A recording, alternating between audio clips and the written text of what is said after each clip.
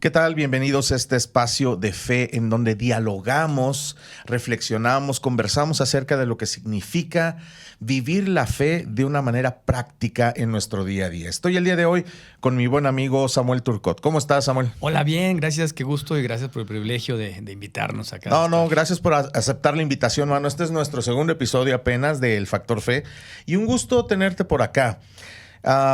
Tal vez hay mucha audiencia que no te conoce. ¿Y por qué no nos platicas un poco de ti? ¿Quién eres? ¿Qué haces? ¿Cuál ha sido tu caminar en la fe cristiana? Voy a tratar de ser breve.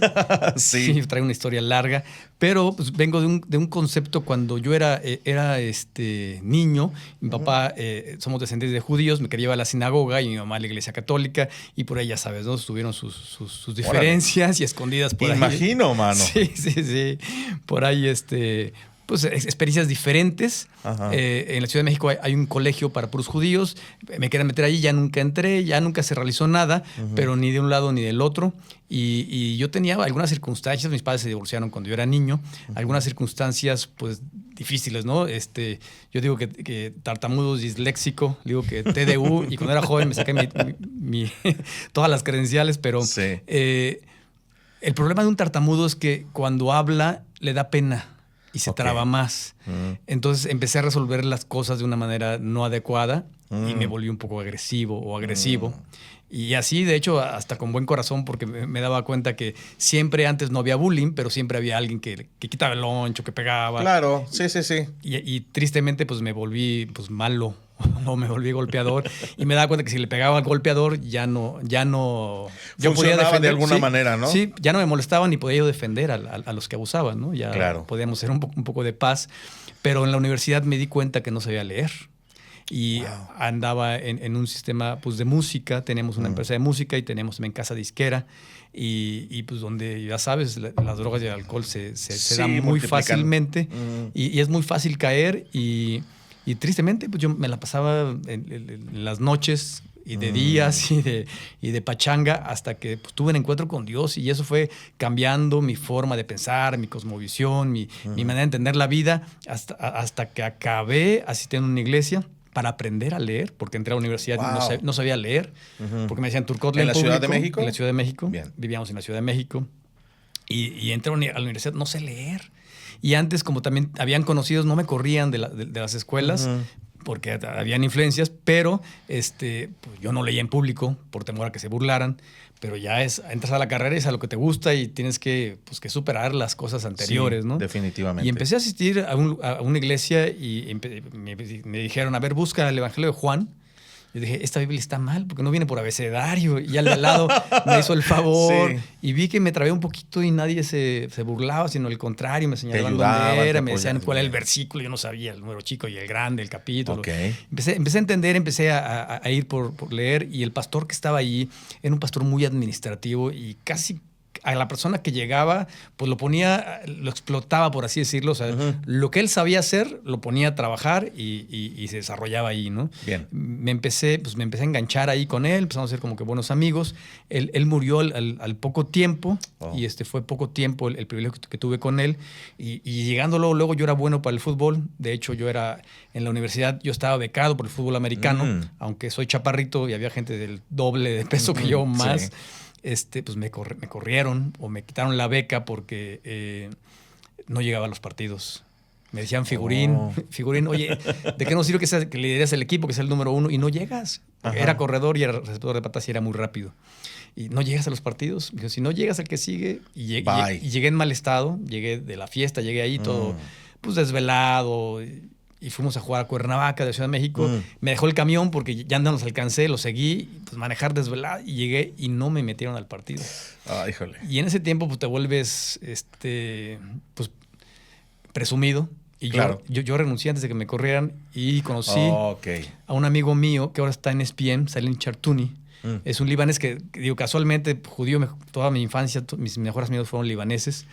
Él jugaba en el Puebla. Bueno, jugaba en la universidad, después entró al Puebla y después ahora es comentarista de ESPN. Me dijo, Turcot, tú eres bien disciplinado, métete con nosotros. Nunca he jugado fútbol. Me llevó a comprar mis tacos y empecé a jugar con ellos y un equipazo. Fueron a jugar a Brasil.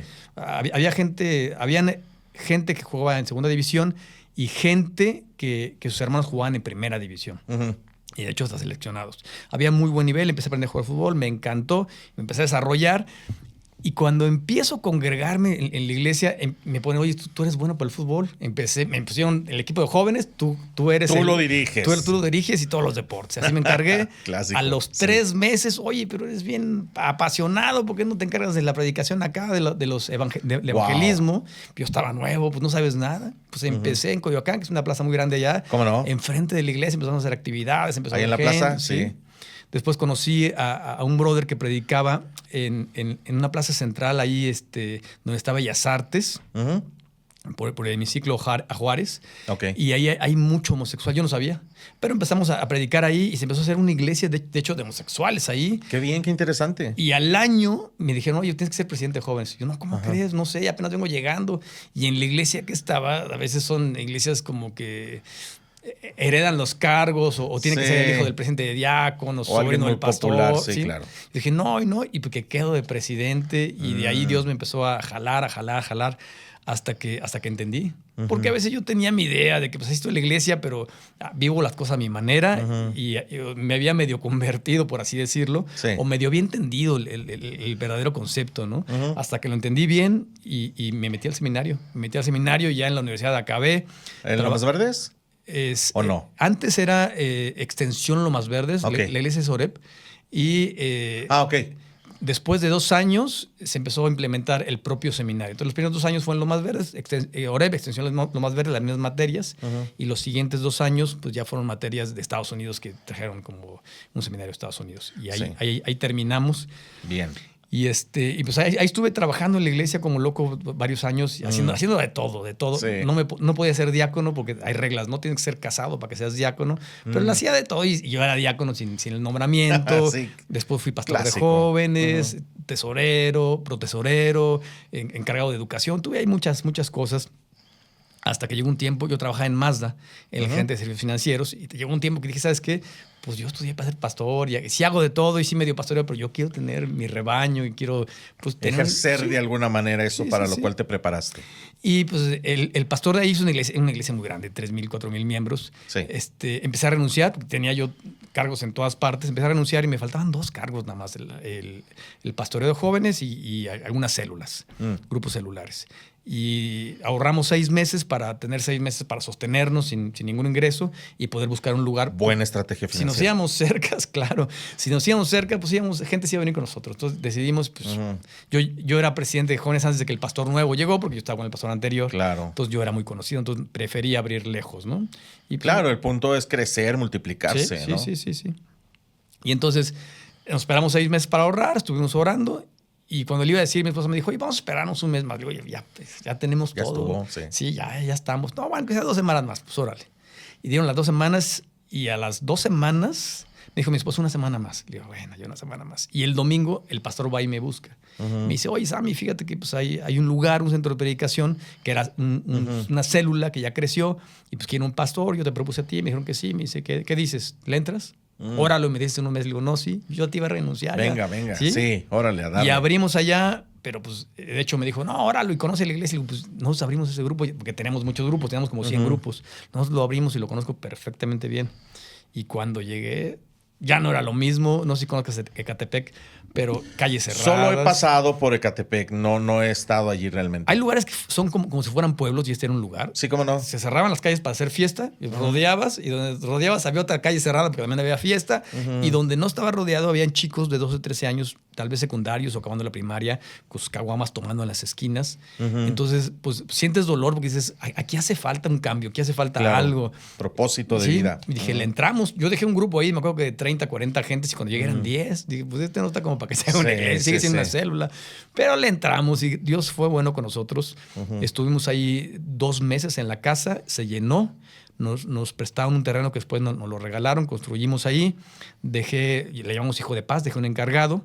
Y yo decía, no quiero decir el nombre, pero hay un lugar que dicen que practican la fe, que no la bueno, no quiero criticar, pero están en los cines, están en lugares grandes. Ok. Y vienen de Brasil, ya creo que le estoy dando ya, idea para dónde ya. vamos. Y yo le decía a Dios, ¿por qué ellos están en lugares grandotes, en avenidas principales? Aunque sea regalado, estamos en una calle era una cerrada. Claro. Ni los taxis, allá eran visitaxis, no conocían la calle. Les costaba trabajo. Por gracia de Dios se llenó, salimos con 10 jóvenes y nos fuimos a buscar. Y buscábamos lugares, pues, yo quería venir a Principal y me decían el precio y le dije, oye, pero sin gente, sin comida, sin músicos, eso yo los traigo, porque eran precios muy caros. Hasta que llegamos a un lugar muy bonito en la avenida Principal, se llama la avenida Central, es la continuación de Oceanía, da al aeropuerto. Ok, sí, cómo no. Y cerca del metro, muy bonito lugar. Y llego, el precio estaba accesible, pero no nos alcanzaba, estábamos empezando. Y le dije, ¿sabes qué? Quiero hablar con el gerente. Hablé con la gerente y le dije, ¿sabes qué? Dile al dueño que Dios lo va a bendecir, que nos cobre esto, que era la mitad, que era barato, porque el lugar estaba muy bonito. Tenía estacionamiento abajo, estaba muy grande, tenía salones, vestidores para los músicos, yo podía hacer salones ahí. Entonces estaba ideal. Y el lugar muy bonito, muy práctico. La pista donde bailaban, porque es un salón de fiestas, bajaba el estacionamiento para que subiera la quinceañera. No, estaba con todo. De ahí podía salir para predicar. El pastor ahí con nubes. Alguien me dijo, no, ni de broma. No lo aprovechaste. Sí, hombre. Bueno, el asunto es que llegamos ahí y por gracia de Dios al año ya estábamos llenando el lugar, que estaba muy grande. Y por ahí hubo una iglesia que tampoco voy a decir su nombre, que eran muchas iglesias, pero creció tanto que se entraron, van a ver, algunos conocen del tema, rentaron el centro Banamex, que es un lugar muy grande en Santa Fe, y cerraron varias iglesias, y van para allá, y traían una semana a Marcos Vidal, otra vez traían a Marcos Witt, porque era una iglesia muy grande, de 10,000, 15,000 personas, claro. entonces pues ahí. Había para pagar el consumo de servicios. Y les funcionó un año y medio, pero llévate a gente de Iztapalapa, de Ecatepec, a Santa Fe, o gente de Ecatepec a Santa Fe, y de diferentes lugares. Pues veo la distancia mata, que allá es una hora y media. Después, pues, y en domingo es leve, ¿verdad? Pero sí, porque no hay tráfico, pero paga estacionamientos de 100 pesos la hora. Es prácticamente, les empezó a bajar, hasta que decidieron regresar a los lugares. Y yo no sabía, la gente accedió, porque eran cristianos los dueños, y asistían a esta iglesia, donde asistía una senadora de aquellos tiempos, ¿no? Ok. Entonces, oye, ¿sabes qué? Pues, que quieren regresar aquí, ¿qué hacemos? Le digo, no, pues son contratos mensuales. Le digo, pues ni modo que te diga que no es tu lugar, el siguiente mes nos vamos. Y así le hicimos, nos cambiamos de lugar. Y por ahí empezamos a rehabilitar iglesias. En Ecatepec hay muchas iglesias chicas, de 10, 15 personas. Empezamos a apoyar gentes, a apoyar iglesias, y empezamos a crecer. Después empezamos a sembrar iglesias. Y mi esposa es diabética. Oramos 5 años para que tuviéramos hijos sanos. Cuando éramos novios, yo no sabía si ella íbamos a durar mucho tiempo en el matrimonio, no porque nos íbamos a divorciar, sino porque se la pasaba más tiempo en el hospital que en su casa. Había personas que pasaban un mes en el hospital. Pero gracias a Dios, pues va bien el matrimonio. Tiene una bomba de insulina ahorita, trae algunos detallitos, pero O sea, es delicada, pues, su diabetes. Se le sube mucho o se le baja mucho, y más se le baja, ¿no? Y pues llega a perder el conocimiento, que es difícil, es lo delicado, claro. y puede entrar en coma diabético. Bueno, entonces viene nuestro primer hijo, y pues gracias a Dios, sano, aunque fue 7 mesino, un poquito 2 meses antes, ¿no? Pero ya con la segunda hija fue 6 mesina, ya fue pues ya peligrosón el asunto. ¿Cómo no? Pesó 1 kilo, y cuando nacen pierden líquido, entonces llegó a pesar 800, 750. Yo me la ponía en el pecho, casi no la sentía, muy chiquita. Claro. Pero gracias a Dios también muy sana, un pulmoncito más chico que otro, pero bien. Pero nos mandaron a vivir a Cuernavaca. ¿Sabes qué? Tienes que vivir a fuerzas a nivel del mar, o por lo menos Cuernavaca, porque ella no le va a caer bien. No hicimos caso hasta que le dio neumonía. Entonces, cuando le dio neumonía, saliendo del hospital, nos fuimos a Cuernavaca. Entonces veníamos a Ecatepec y era todo un tour, hasta que acabamos sembrando iglesias en Cuernavaca y rehabilitando iglesias casi en todo Morelos, y también con la de Ecatepec. Y por ahí hay una zona que se llama Polanco, que sé que en Guadalajara la zona Polanco es muy diferente al Polanco de allá. ¿De la Ciudad de México? Sí. Allá es por los opuestos. Un poco más fifí. Sí, no, aquí es una zona realmente popular. Sí. Y allá la estábamos rehabilitando. Y la gente me decía, pues la gente de Ecatepec me decía, pastor, nos va a abandonar por el dinero. Porque obviamente es en Polanco hay gente también muy son rica. polos opuestos. Sí. Y yo le decía, no. Y me los llevaba a ellos a tocar, porque estábamos rehabilitando una iglesia donde no hay iglesias cristianas. No había escuchado ese concepto de rehabilitar. Sí, se rehabilita cuando, de hecho, cuando muere la iglesia, se intenta rehabilitar, ¿no?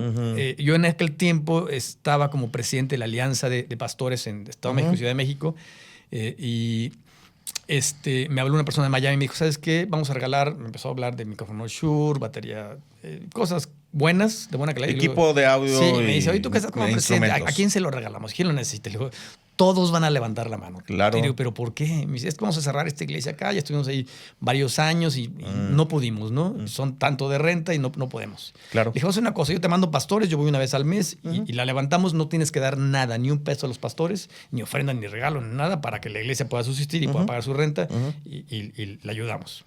Pues gracias a Dios la rehabilitamos. Salió para la renta, salió para un sueldo para el pastor y se quedó alguien de mi iglesia, uno de los diáconos se quedó ahí. Y así estuvimos ayudando iglesias hasta que después de mucho tiempo me conoció bastante gente y me invitaron a Estados Unidos, a Dallas, a rehabilitar iglesias.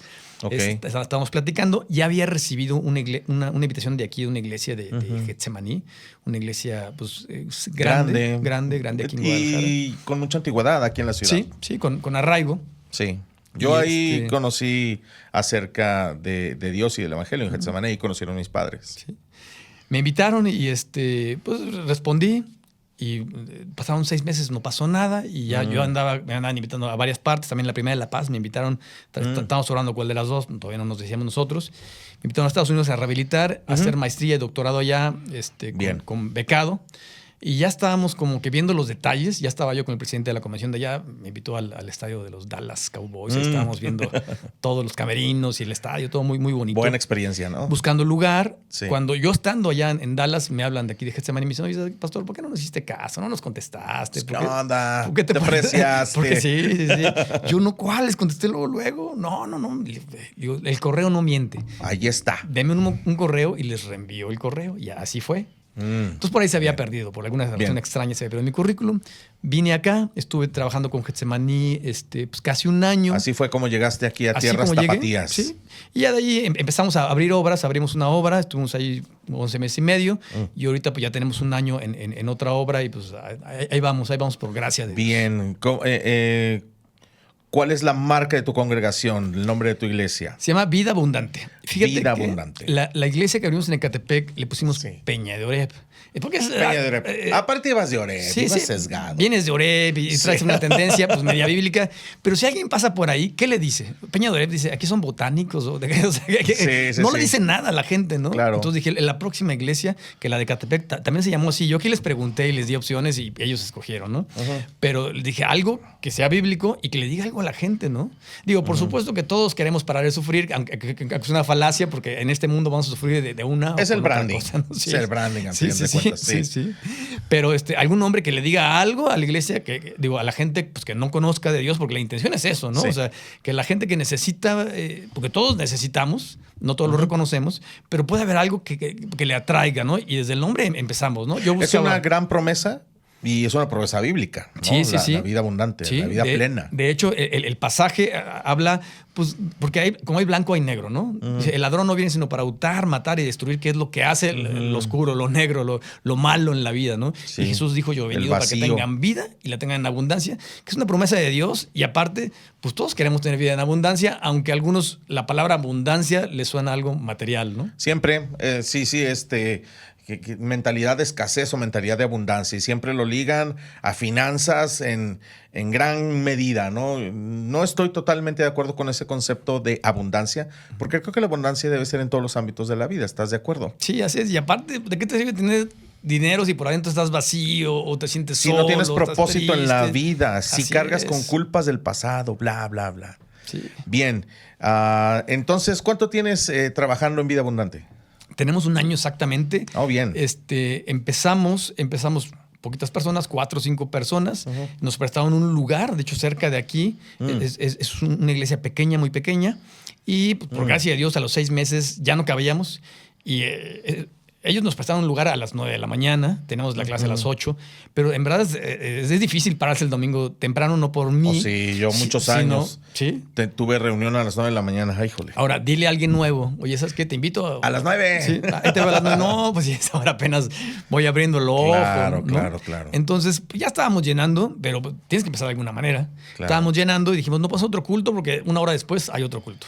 Luego, en la tarde se le prestaba a otra iglesia. Entonces, ya no podíamos movernos de ahí. Entonces, empezamos en otro lugar hace 6 meses. Prácticamente tenemos 6 meses en este nuevo lugar que, por gracia de Dios, ya se está empezando a llenar. Qué bien. Estamos muy cerca de Plaza del Sol. Muy cerca de Plaza del Sol. Muy bien. Pues gracias por compartirnos, Diego. Qué bueno que intentaste ser breve. Sí, imagínate si no. Era larga la historia, pero está bien porque nos ayuda a entender un poco lo que es el presente, ¿no? O sea, dónde nos encontramos. Como tú bien sabes, pues yo fui pastor de una iglesia llamada Factor Fe, justamente, aquí en Guadalajara. Una iglesia que yo inicié, que trabajamos ahí 11 años y por circunstancias, situaciones personales, decidí renunciar en el 2020. Y pues ahí la dejé a cargo de otras personas. No les pregunté, simplemente les tocó. Pero bueno, está bien. Así fueron las cosas y así sucedió. Pero ya traía yo mi caminar acá en la fe, en Jesús, la fe en Dios, desde Getsemaní. Justamente yo ahí comencé. Y ahora estamos con este proyecto, que es un proyecto digital que se llama Espiritualidad Sustentable, y estas conversaciones que hablan acerca de lo que significa vivir la fe en Dios, vivir la fe en Jesús, y cómo esto debe de impactar tu vida para que tengas una vida abundante, justamente. Y el día de hoy de eso queremos conversar, porque todos hablamos de fe, y me refiero a todos aquellos que son creyentes, que creen en Dios, desde diferentes vertientes, diferentes hasta backgrounds familiares, ¿no? Porque muchas veces la fe se hereda, pero no se cuestiona ni realmente reflexionamos al respecto de qué significa vivir la fe. Y bueno, cuando la fe es simplemente un concepto, llega a cualquier circunstancia de la vida y ¿qué pasa? Se olvida, se pone de lado y ahí está uno tratando de resolver, y ahí está uno todo agobiado, todo preocupado, todo... Ahora sí que en la oscuridad, en la tristeza, ¿no? Y bueno, mi idea el día de hoy, Samuel, es que podamos conversar un poco de qué significa la fe puesta en práctica. Cómo se ve la fe en la vida para que la vida sea abundante. ¿Qué nos podrías comentar al respecto? Fíjate que es un tema grande, hermoso, difícil de definir. Por ahí podríamos decir la definición clásica, ¿no? Es pues la fe, la certeza de lo que se espera, la convicción de lo que no se ve. Que está en Hebreos. Sí, en Hebreos 11. Y por ahí me encanta esa carta de Hebreos porque vienen algunos que aparecen ahí que yo no, digo, a veces... El ser humano jugamos a ser Dios, ¿no? Yo diría... Muy frecuentemente. Sí. Yo diría, a este yo lo quitaba de aquí, ¿no? A Sansón lo borraría. No, pero qué padre que gente con errores como Sansón, gente que tenía un propósito y lo negó y se equivocó y Dios le dio una oportunidad y otra oportunidad y otra... Como lo fue a ti y a mí y a toda la gente que nos escuche. Nos da oportunidades. O sea... La fe es para nosotros, los que cometemos errores. Decía una hermana, Susana Chow, no sé si la conociste, fue la hermana, bueno, le digo hermana, pero fue la trabajadora de Pemex, la primera mujer que tuvo capacitación fuera de México. Antes, pues ya sabes, las mujeres, ella tiene creo que 80 y tantos años. Entonces, ella pasó el tiempo en el que no se votaban las mujeres, en el que no tenían trabajo, no se capacitaban. Toda esa situación, sí. Pues fue la primera mujer que fue a hacer su doctorado a Francia por parte de Pemex. Tiene varios doctorados. ¿Cómo no? Escuché una conferencia de ella, un libro buenísimo. Sí. Y ella dice que la fe es algo en lo cual se apuesta la vida. Qué buena frase. Y eso me encanta. Pero también hay que saber dónde ponemos la fe, ¿no? Porque ponemos la fe... Exacto. Alguien nos puede fallar. Un día me subí a un taxi y estaba en el taxi y me gusta platicar con él. Soy bien platicador, ya te diste cuenta, ¿verdad? No, casi no se nota. Deja ver si tengo suficiente memoria para este podcast.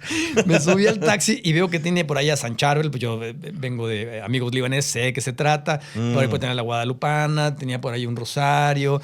Tenía ahí como 7, 8 imágenes hasta la muerte que Santa Muerte, ¿no? Le digo, oye, brother, tú a todo le tiras, ¿verdad? A todo, sí. Y me dice, no, jefe, así uno no se equivoca, así tengo todo.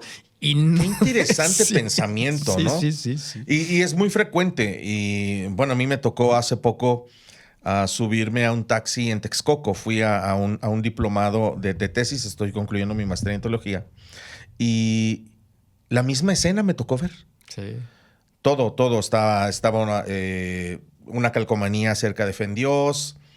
Dios es mi padre, algo así. Una imagen de Jesús, una imagen de la Virgen de Guadalupe y la Santa Muerte conviviendo, aparte de San Juditas, y ya sabes.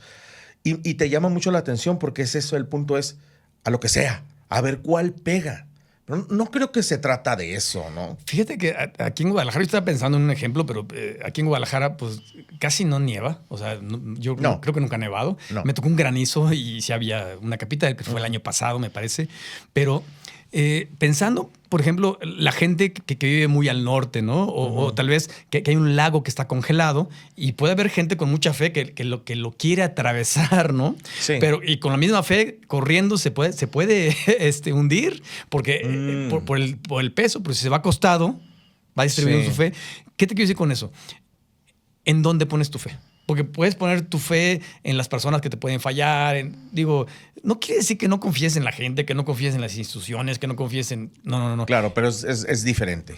Debemos de poner nuestra fe en algo que sí puede cambiarnos, transformarnos y que jamás nos va a fallar.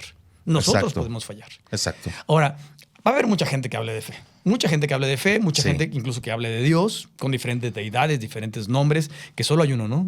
Hay un solo camino. Claro. Pero lo interesante es que el estilo de vida tiene que reflejar lo que crees. Pues sí.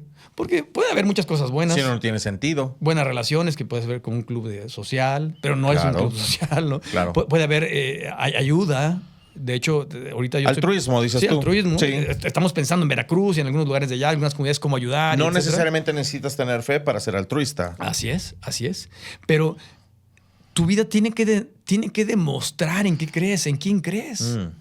De hecho, hay un cantante guatemalteco que hace muchos años escribió una canción y hablaba de Doña Carlota, ¿no? El maestro Arjona. No creo que nos esté viendo, pero sí, Jesús Saludos es si verbo. nos estás viendo. Si nos está viendo, gran halago, maestro Arjona. Sí, claro, Jesús es verbo, no sustantivo. Sí, y hacía referencia a su vecina, que era la más religiosa, Claro. pero que fue la que le ponchó. Yo no sé si contaba 1, 2, 3, pero dice que más de 100 pelotas, Le ¿no? ponchó 100 pelotas, Entonces, así eso es. quiere decir muchas, ¿no? Yo no sé si fueron cuántas Sí. fueron, pero muchas. ¿Cómo está nuestro diario vivir con los vecinos? Sí, fíjate que es el punto de Arjona lo entiendo perfectamente, porque justamente ese es el efecto que crea la religión.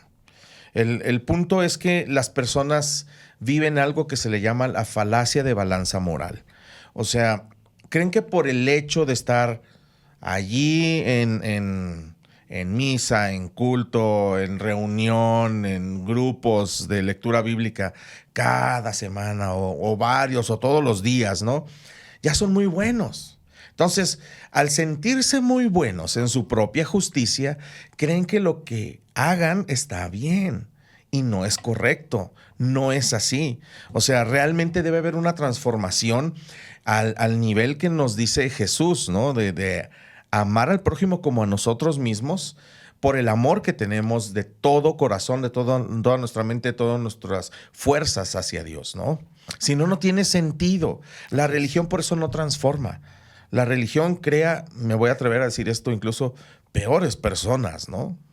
Sí, tristemente sí. Estaba yo viendo el otro día la telenovela que ahora, como somos un poco más varoniles, le decimos Bien. series, ¿no? No telenovelas, ¿no? Estaba viendo la telenovela de Chosen.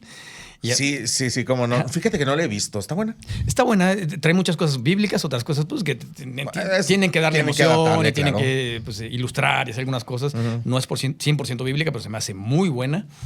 Y veía yo a la gente sorprendida por el amor de Jesús, como pues hablaba con gente que algunos decían fúchila o guacatelas, ¿no? Por supuesto. Y qué triste es que aún en nuestros tiempos la gente pueda decir que conoce a Jesús o hablar de Jesús o incluso saberse versículos bíblicos y hacer lo mismo con, o sea, fúchila, porque no piensa igual que yo, porque no es igual que yo, porque no sé, ¿no? Claro. Es algo Claro. muy triste, pero es algo que creo que debe de cambiar y algo que la fe verdadera te cambia, porque te transforma. Eso exactamente. Pienso que cualquier persona que rechace a otro ser humano necesita revisar su fe. en qué la está poniendo y si realmente está transformando su vida, ¿no?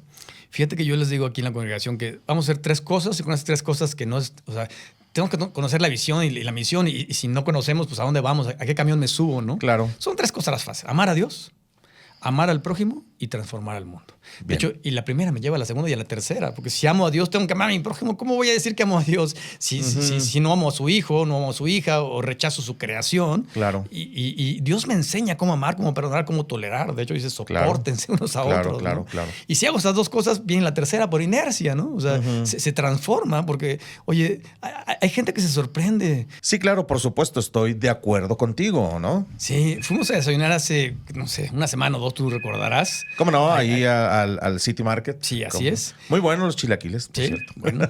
Y la señora que nos atendió, pues, le dimos gracias a Dios por los alimentos simplemente. Nos acompañó ella. Sí, ¿Recuerdas? Sí, Cristi. claro, sí. Y le dije que le iba a mandar, yo mando una reflexión todos los días. Okay. Trato de que entienda a alguien teológico o alguien que no conoce la Biblia o alguien que algo muy práctico de proverbios, que es sabiduría práctica para vivir mejor. Claro. Se me olvidó que se le iba a mandar y me la encontré. Oye, ¿qué pasó? Y se me volvió a olvidar y me lo volví a encontrar. Y a la tercera dije, ahorita te lo mando, aunque sea yo lo mando en la mañana, te lo mando aunque sean las 10 de la noche, te lo voy a enviar hoy. Y desde que se lo empecé a enviar, todos los días me escribe, me pregunta, me pide consejos. ¿Qué quiere decir esto? Que la palabra de Dios es tan accesible que hace que la gente pueda abrir su corazón, ser sencillo, ser empático con los demás y poder amar, digo, ya para que te pidan consejos sin conocerte, poder amar y poder compartir vida, que creo que es lo que debemos de hacer y es hacia donde nos lleva la fe. Hace falta, sí. Fíjate, te voy a contar algo muy personal. Cuando yo salí en el 2020 de la congregación, cuando yo renuncié al proyecto de Factor Fe, yo me sentía molesto, me sentía enojado. Porque no estaba de acuerdo con algunas cosas y porque estás de acuerdo que cuando no suceden las cosas como tú quieres, pues tu ego se lastima, ¿verdad? Sí, claro. Entonces yo decía, no. Yo creo que la iglesia no debe existir. O sea, yo llegué a pensar eso, honestamente. Con el paso del tiempo vas sanando las cosas, Dios va restaurando tu vida en ese sentido y llegué a la conclusión de que realmente no es ese el sentido. O sea, sí, de repente puede haber cosas en las congregaciones que no nos gustan, pues porque todos somos imperfectos, mano, ¿no? Y no se relacionan personas perfectas. O sea, poner tu fe en Dios no te hace perfecto. Sigues siendo el mismo imperfecto, cometiendo errores, pero tienes esperanza, puede ser transformado, puede ser restaurado, etcétera, etcétera. Y me di cuenta que abordándolo de otra manera es muy necesaria la labor de la iglesia y de las personas que tratan de instruir a otros en la fe en Dios, porque las personas necesitamos guía, necesitamos propósito, necesitamos relaciones profundas donde nos den consejo, donde nos apoyen, donde nos acepten, mano. Y esa es la labor fundamental de la iglesia. Es abrazar a las personas y guiarlas en el camino de la fe en Dios, ¿no? Fíjate que ahorita que estabas comentando eso, mi cabeza va y viene hacia muchas partes. Sí, ya lo noté. Sí. Y estaba pensando, qué importante, bueno, de hecho Jesús estableció la iglesia. Ajá. Qué importancia le dio, que dio su vida por la iglesia, ¿no? Pero creo que no estamos cumpliendo la función porque, como bien, digo, sí pasan cosas que no deberían de pasar o que queremos que pasen que no pasan. Porque son relaciones humanas. Sí. Fallas en todos los sentidos. Así es. Pero creo que las iglesias, no todas, pero podemos utilizar el factor fe, porque la fe transforma, para rehabilitar algunas iglesias. Porque no quiere decir que una iglesia que tenga gente o que tenga muchos años esté viva. Puede estar muerta. De hecho, Jesús les dijo, totalmente de acuerdo a los fariseos, oiga, son sepulcros blanqueados ustedes, ¿no?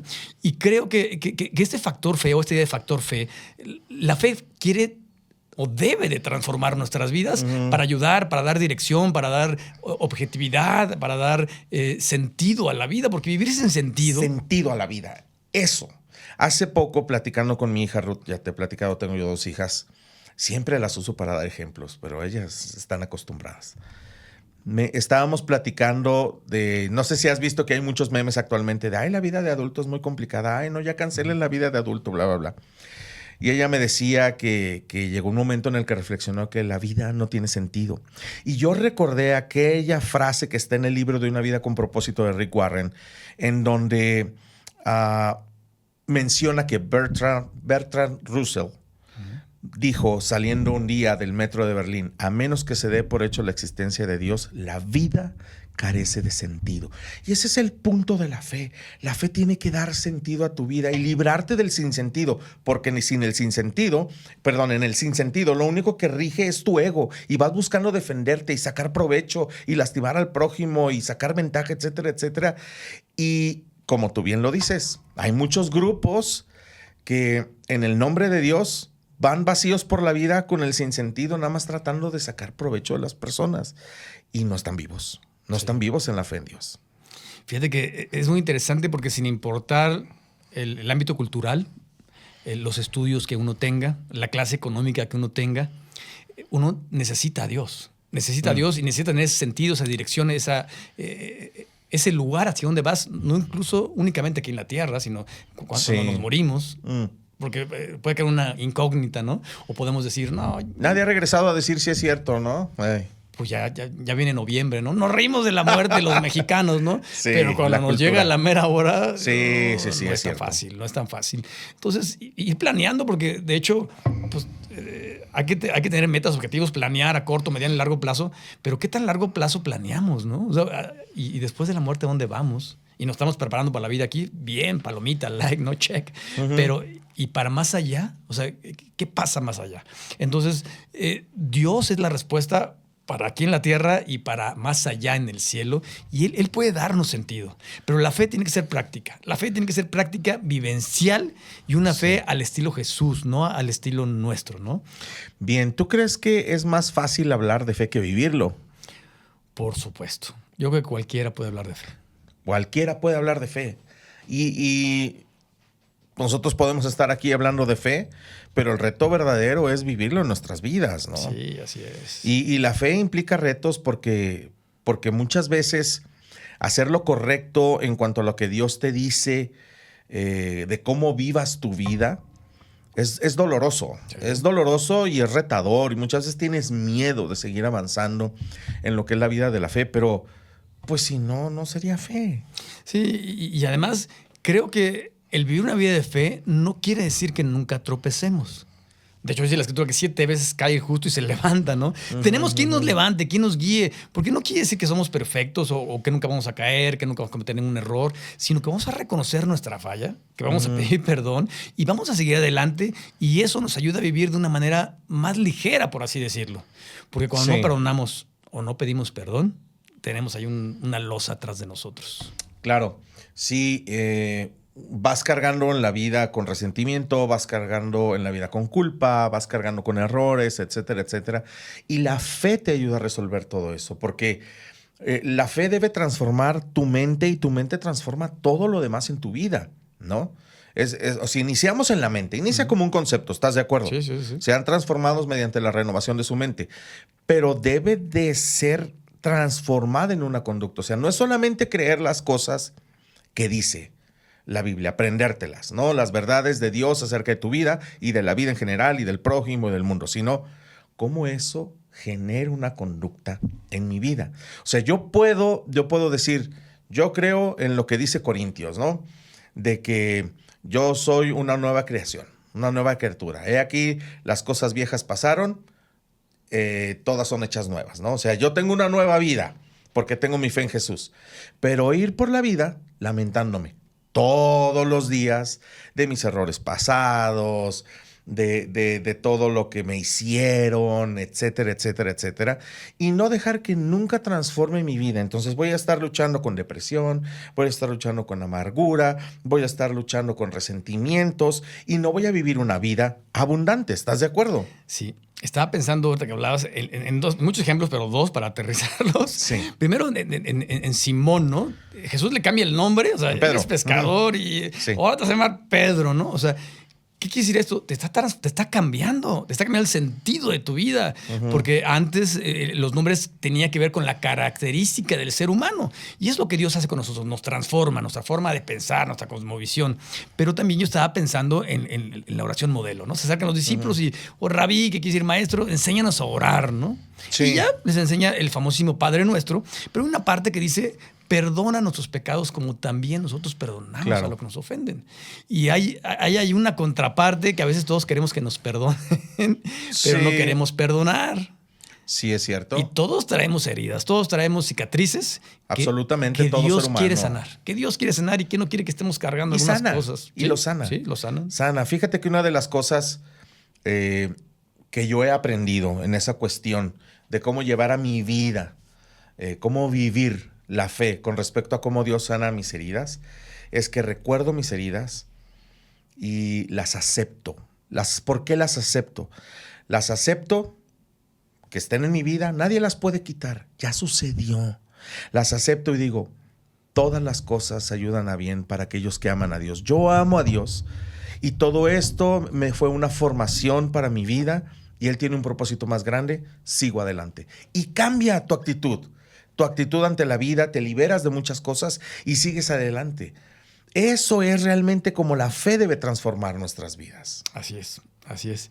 Fíjate que pensé en dos personas, una famosa, ahí sí voy a decir el nombre porque es amigo mío, Abelardo, ¿lo conoces el grupo de Abelardos?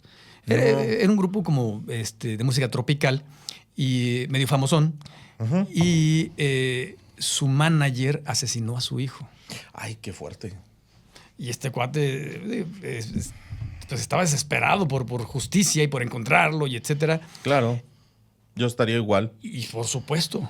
Y algo que a veces no entendemos, porque es difícil entender el perdón de nuestros pecados por medio de la cruz del Calvario, ¿no? La verdad es difícil entenderlo. ¿Cómo Dios me perdona? Y lo que hice, Él pagó por mí. Él conoció de Dios y decidió perdonar al agresor. Que a mí se me hace algo complejo, ¿no? Y ahora a mí se me hace complejo pensando en mis hijos.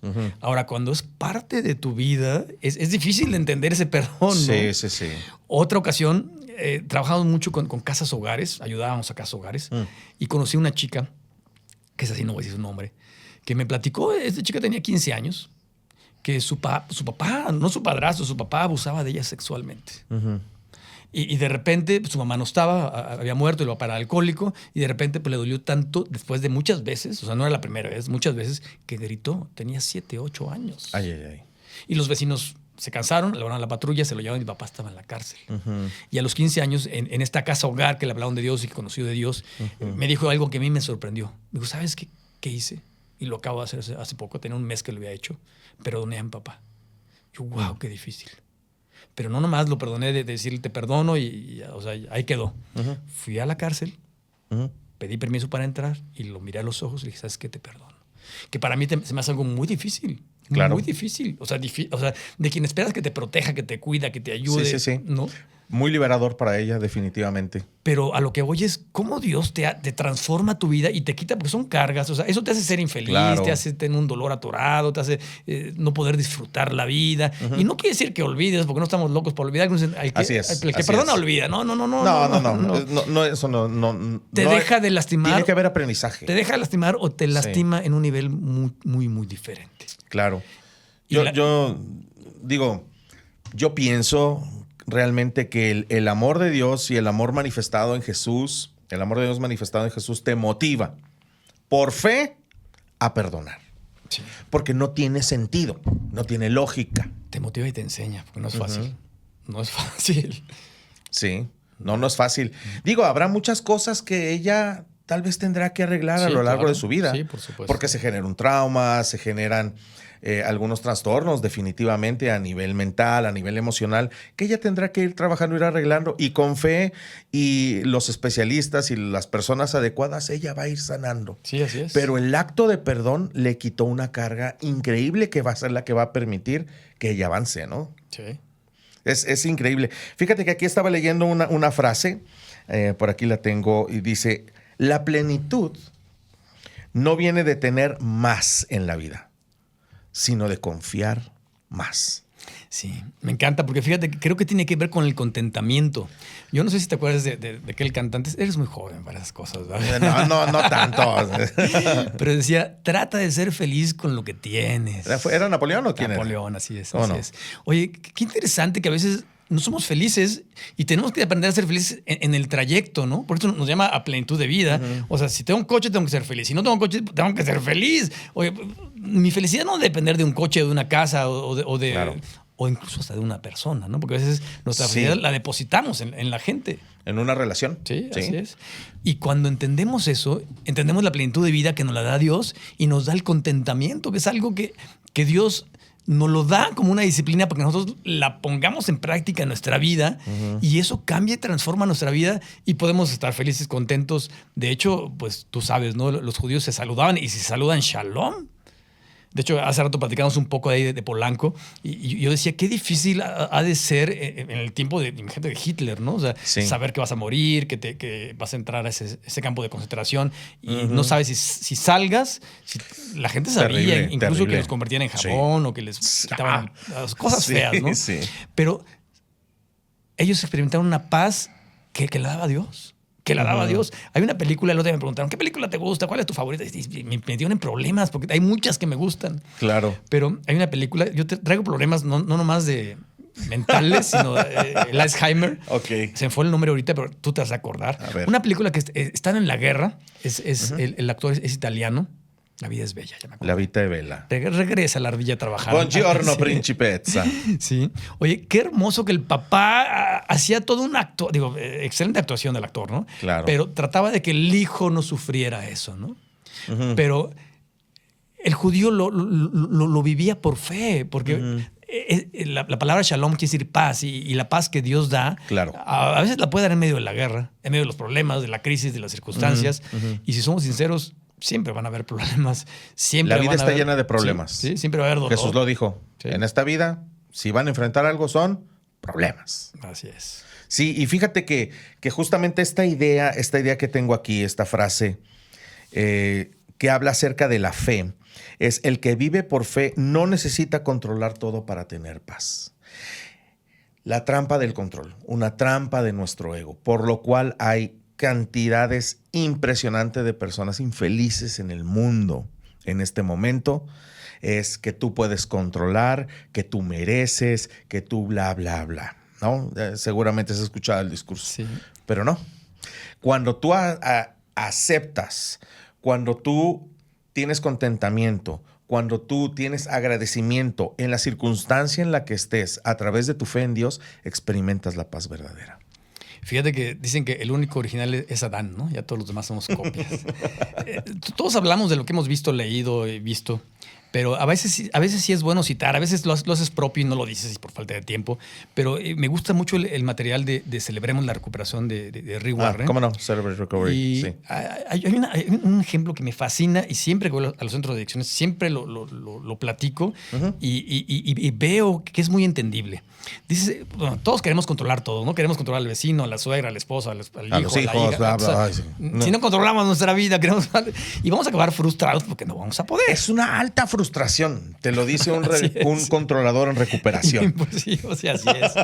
Bueno, el ejemplo que usa, que me encanta, dice que una vez llegó un padre cansado, que tú has tenido trabajo, yo he tenido trabajo, y llegamos cansados, ¿qué queremos hacer? ¿Comer o dormir? O no sabemos si hacerlo al mismo tiempo, que no se puede, ¿verdad? Pero llega el hijo pequeño y dice, papá, quiero jugar contigo. Y está cansado del trabajo, tiene hambre, quiere dormir, está cansadísimo. Papá, quiero jugar contigo. Y luego le dice, haz una cosa. Y agarra el periódico. El niño estaba chico, tal vez 5 años, y vio ahí un mapamundi. Dijo, este niño no sabe las capitales, ni sabe cómo está el mundo. Hizo pedazos. Vamos a jugar a esto, hijo. Vamos a romper aquí. Rompió el mundo, lo hizo pedacitos. Sí. Lo revolvió y le dijo, cuando tú armes el mundo, me despiertas y hacemos otro juego. Pero Bien. ese es el primer juego. Ok.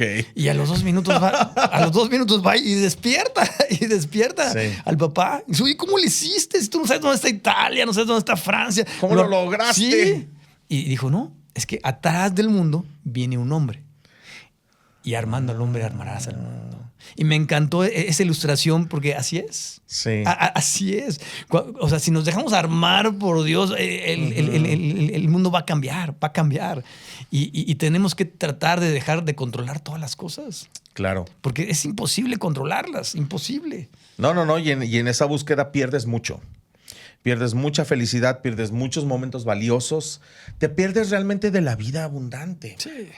¿No? Fíjate, otra cosa que yo creo que la fe te guía en este caminar diario con Dios es a un propósito en esta tierra, a un propósito en este mundo. Y eso es lo más valioso a lo cual puedes entregar tu vida. ¿Cómo decía esa frase que me dijiste de la ingeniera química?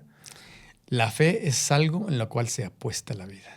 Tú puedes apostar tu vida en el propósito de Dios que tiene para ti y puedes ser plenamente feliz. ¿Lo crees? Sí, así es. De hecho, el libro de Rick Warren fue un bestseller, fue vendido y sigue siendo. Sí.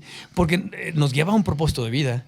Y el propósito de vida pues era Dios. De hecho, hasta en los spots que se hacía para promocionar el libro, ponían parte de la narración de Eclesiastés muy bien narrada y nos llevaba a un propósito, ¿no? Porque nada tiene sentido. Correr tras ¿no? el viento, ¿no? Sí, nada tiene sentido si no le das propósito. Así es. ¿Verdad? Sí. Totalmente, brother. Para finalizar, reflexionemos sobre la fe. No se trata de entenderlo todo. No lo vamos a entender. Hay cosas que jamás vamos a entender. Pero se trata de seguir adelante. Se trata de confiar en Dios y seguir adelante en su propósito cada día, aunque no entendamos nada. ¿Has estado en esa situación? Fíjate que, vienen muchas ilustraciones, el libro de la cabaña o la película de la cabaña, ¿no? ¿Cómo no? Que a veces no entendemos y queremos jugar a ser Dios y decidir por Él, pero hay un teólogo que dijo que el que quiere entender la Trinidad va a perder la cabeza. Y si somos sinceros, hay cosas que no entendemos. Hace rato hablábamos acerca de cómo Jesús murió por mis pecados y cómo es que pagó por mis pecados. Sí, tampoco se entiende. Y yo les digo, si lo intentas. Hasta en seminarios, si son muy teológicos, ¿no? Oye, a veces no entendemos el amor de Dios. No lo entendemos. No. Porque si lo entendiéramos, lo viviéramos. Y sí tenemos que seguir adelante y seguir aprendiendo y seguir madurando y seguir creciendo en la fe para entender algunas cosas que tal vez no entendíamos, que vamos a entender, o que tal vez lleguemos al cielo y le dijimos, oye Dios, ¿qué pasó aquí? O, explícame. Muy bien. ¿Sí? Intenté seguirlo con toda mi fe, pero no entendía. Pero fíjate que hay cosas que a veces nos preguntamos. Sí. Que no cambian nuestra vida, que no transforman. O sea, que la respuesta no me hace un mejor hombre, un mejor papá, un mejor esposo, un mejor trabajador. Pero Dios nos da a que conozcamos las cosas que sí nos pueden transformar. Y las respuestas a ello las encontramos en la fe, y las respuestas que busquemos Dios nos las va a dar, y algunas que no encontremos, pues tal vez se las preguntemos otra vez y nos acordemos, pero tal vez no tengan tanta relevancia, ¿no? Claro. Y estás de acuerdo que muchas veces ese crecimiento en fe, pues viene primeramente en tu relación, en tu interacción diaria con Dios, como tú la percibas y la concibas y la lleves a cabo. Puede venir de leer un libro, de escuchar un mensaje, puede venir de leer, por supuesto, la Biblia, pero también en estas conversaciones. Claro, es lo más valioso que yo he encontrado, porque reflexionamos juntos. Es lo que tú has entendido y has experimentado, lo que yo he entendido y experimentado, lo traemos, lo platicamos, lo dialogamos, y llegamos a una conclusión juntos y crecemos ambos, ¿no? Esa es la riqueza del compañerismo. Es la riqueza de tener una comunidad en donde tú te puedas reunir a hacer eso, ¿no? Que no necesariamente es un domingo a las 9 de la mañana o un miércoles. No. Tener una comunidad de personas que tienen fe en Dios, que se reúnen a dialogar, que se reúnen a convivir, a intercambiar puntos de vista, intercambiar luchas, sin juicios, sin etiquetas, sino simplemente juntos para crecer en nuestra fe en Dios. Sí, digo, no es bueno que el hombre esté solo y es mejor hacerlo en equipo, es mejor hacerlo acompañado y de hecho hasta más motivante y también, como tú dices, ¿no? Compartimos, aprendemos uno de otro y pasamos un buen tiempo, pero lo hacemos juntos, porque hacerlo separados es diferente. Yo creo que mucha gente se ha Sí. comprado su bicicleta, ¿no? Para hacer ejercicio en casa o su esa elíptica para hacer, y de pronto acaba como perchero, porque tal vez lo Claro. usamos un tiempo y no es lo mismo si ya pagué el año del gimnasio, estoy en el gimnasio, pues ya voy y me motivo, Claro. veo aquí hacia al lado, ¿no? Entonces, la fe también, nos empujamos unos a otros, nos ayudamos, intercambiamos ideas y es mejor hacerlo juntos, hacerlo solos, ¿no? Porque a veces puede Claro. haber la idea, Dios está en todas partes, que sí, Dios está en todas partes. Pero búscale Sí, bien. Y nos puede hablar de cualquier manera. De hecho, dice la misma Biblia que la misma naturaleza gime, nos habla, ¿no? Sí, claro, en todos lados está Dios. Pero, ¿sabes qué? O sea, sé enfocado, o sea, no corras por el hielo, ¿no? Claro. O sea, aprende dónde apoyarte para que no te caigas, ¿no? Claro, ese es el punto. Dice, no recuerdo qué autor en este momento, nos convertimos en aquello a lo que nos comprometemos. O sea, hay que comprometernos a crecer en nuestra fe en Dios, ser responsables para ser maduros en nuestra fe. Si decimos que tenemos fe en Dios, realmente no te quedes con eso como un concepto. Si no está impactando tu vida, comprométete con eso. O sea, comprométete con, yo tengo fe en Dios, realmente lo creo, es una convicción. Quiero que transforme mi vida. Y haz aquello que sea necesario para que eso se logre. Ahora que tú decías de la bicicleta o la elíptica de perchero, yo formo parte de una comunidad que hace spinning. Es en línea, ¿ok? Pero justamente es uno de los dichos de la instructora María Becaglia, se llama, dice, nunca más bici de perchero. Yo te diría, nunca más fe de perchero, Sí. fe de concepto, una fe viva que transforme tu vida y que te lleve a la plenitud. Así es. Samuel, muchísimas gracias por No, estar un por gusto, acá. Un gusto. ¿Cómo te sentiste aquí en el espacio? Bien, y de hecho, hablando de financiero a contador, Ajá. normalmente los resultados son los que dan los números, ¿no? Claro. Entonces, tal vez si nuestra fe no está bien puesta o no estamos haciendo lo correcto, ¿cuáles son los resultados? De hecho, Jesús lo dijo de una manera más práctica, ¿no? Por sus frutos los conoceréis. Entonces, tal vez si la gente que nos está escuchando ha intentado hacer las cosas y no les ha salido, está haciendo algo que los resultados no son buenos. De hecho, Isaac Newton decía que es de locos querer tener Seguir diferentes haciendo lo mismo. Así es. ¿Sabes qué? Hagamos algo diferente, busquemos más a Dios, dejemos que nos transforme, dejemos nuestro ego a un lado y pongamos la fe en el lugar adecuado y dejemos que esta fe nos haga crecer y nos dé propósito de vida. De acuerdo. Con eso nos quedamos. Y la invitación que siempre hago es que si en esta reflexión algo hizo sentido a tu vida y quieres buscar más acerca de Dios, quieres crecer en tu fe en Dios, que transforme tu vida, vivir con propósito, vivir en plenitud, da pasos. Escríbenos, con todo gusto te podemos ayudar, te podemos impulsar, pero si no, busca una comunidad, busca un grupo, busca una persona que te pueda ayudar a que esto sea una realidad. No te quedes allí, no te quedes esperando. Dios te puede guiar para que encuentres la comunidad correcta para que tú puedas crecer en tu fe en Dios. Ya sabes, lo que escuchaste aquí, no nos lo creas. Ponlo en práctica, experiméntalo en tu propia vida para que veas cómo Dios es fiel y actúa a través y en tu vida. Muchas gracias, Samuel. Gracias por invitarme, un gusto. Sale, pues aquí te esperamos en próximas ocasiones para seguir dialogando acerca de la importancia del factor fe. Gracias. ¿Vale? Hasta luego a todos ustedes que nos dieron el favor de su atención. Los espero en una próxima edición.